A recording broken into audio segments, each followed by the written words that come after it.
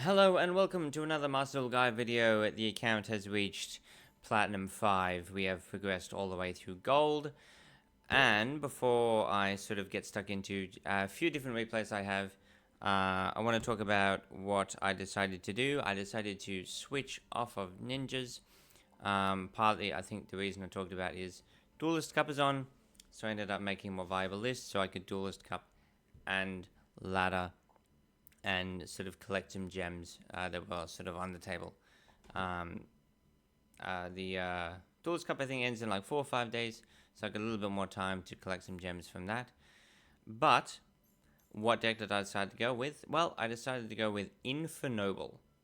Infernoble is a deck that's all about fire warriors and equip spells. My list is somewhat standard, somewhat not standard. There are some sort of outliers in the list. I will do more of a deep dive into Infernoble. Why sort of the general Infernoble combo. I might just show that off. I might show in what ways my list sort of differs from the standard list. A lot of Infernoble decks are 60 cards. I prefer to 140. I like to sort of keep it a bit more concise. The biggest outliers is probably a lot of people only run like run Renowned and things like that. A lot of lists don't run Makanko cards at all, but I'm on like a sort of 5-card mini package of Makanko. We can get into that as well when I go a little bit deeper in. But for the most part, the game plan of my Infernoble deck, go through combo. We want to put 2 warriors on the field. We want to summon a Zold. Post is old. We want to be able to get a sort of 5 levels on the field, a 1 and a 4. One of those being a tuna monster, and we want to go into Angelica.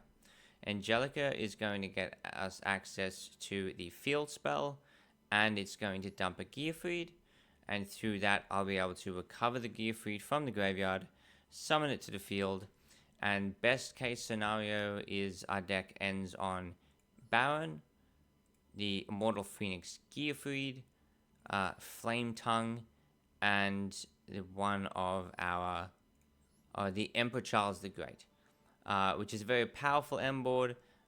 Maybe throw in a lot of protections with our equips onto the Emperor Charles the Great, one of which being a ring, which is another negate. So very powerful potential end board if all things go well and all things go correctly. Doesn't always work out that way. Sometimes you need to make concessions, but for the most part, that's like an idealized end board. I do want to talk quickly about... Actually, I won't. This is what I used for like 90% of my progress through Gold. I ended up switching up to this list here, which is a little bit different, but I'll go a little bit more of a deep dive when I talk about deck lists and more Infernoble combos. I think I'll save it for that video. I'll just focus on the fact that I made it to Platinum, and let's go over some basic replays just to show what the deck is capable of. Let's do that. So first replay, going first, we have drawn a going second board breaker. Not a fantastic start, but I'm able to go Oliver, normal Ricardo, into Isolde. Isolde adds a card, but you can't normal or special it for the rest of the turn or use any of its effects. So you want to add off of this effect just something for your next turn, for turn 3. And the ideal card that you want to summon and get in rotation to help with your combo is this card here, Turpin. Infernoble Knight Turpin is what you want to summon.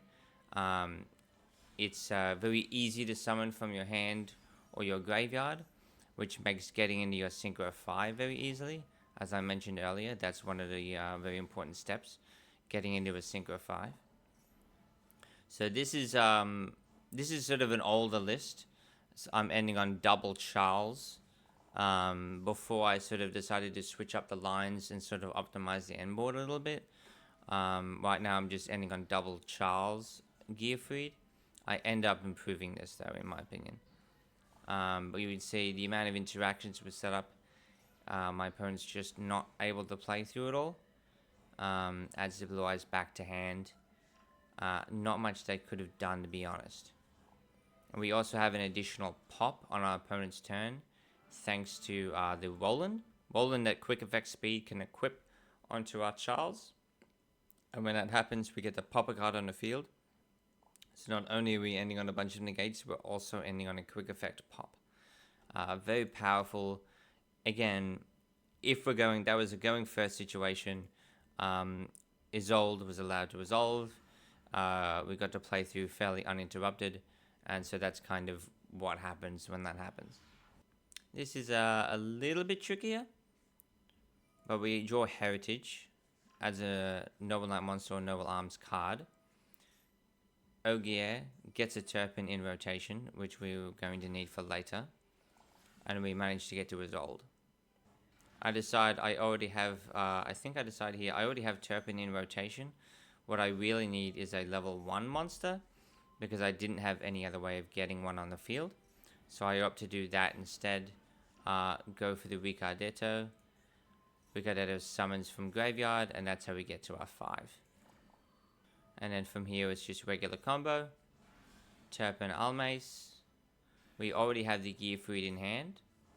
So at that point, off of the Angelica, if you open Gearfried off of the Angelica, you'll probably want to search for maybe an extender that you haven't used or follow up for your third turn. And I'm wondering if this is going to be a Baron situation. If I've included it at this point. It doesn't look like I have though. Yeah, this is why I noticed a lot of I just sort of had a lot of lingering pieces on the field. So automatic negate on the ring. Let that go. Summons Dark Magician. Summons Timaeus. We would definitely want to negate the gaze. Want to stop a Dragoon from coming down potentially. Soul Servant. I equip to pop so he can't fuse like this. He does manage to draw into a Mahad. We have one more negate on our Gearfried. But unfortunately that did trigger it and get him back into Dark Magician, which lets him get to Dragoon anyway. Bit of a misread on my part with the Mahad. A little bit unfortunate there. He has no cards in hand to negate with Dragoon, so he opts to tag it out for this fusion here, the Magician of Destruction. We still have some things to work with though. We still have our Charles. We're able to pop. I have the negate for the gaze, so we can't get a Dragoon back. And that is all she wrote. From there, we'll be pretty easily. Infinoble's really good at just generating stats on the field. It's not difficult to get to 8,000 damage. So that was pretty much GG from that point. And the third game I have is... I think this is a pretty good one. We'll see how it goes though. I have a nice extender in the Bull Ain.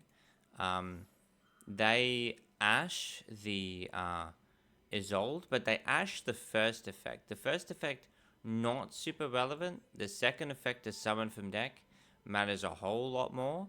So I was kind of questioning, I'm hoping that they just kind of choked on that point by ashing the wrong Isolde effect.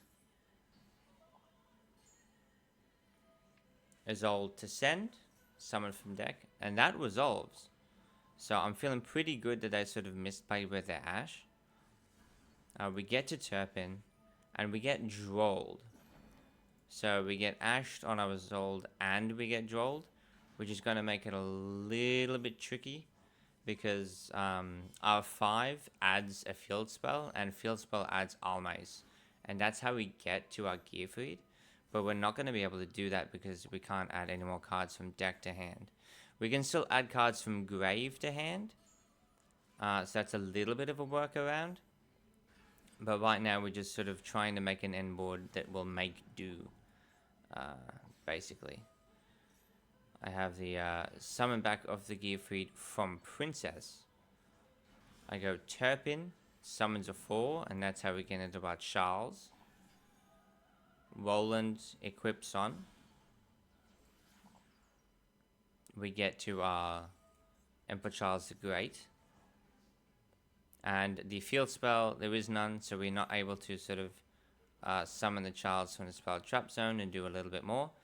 But this still ends on Charles and Gearfried, and they decide with the ring as well.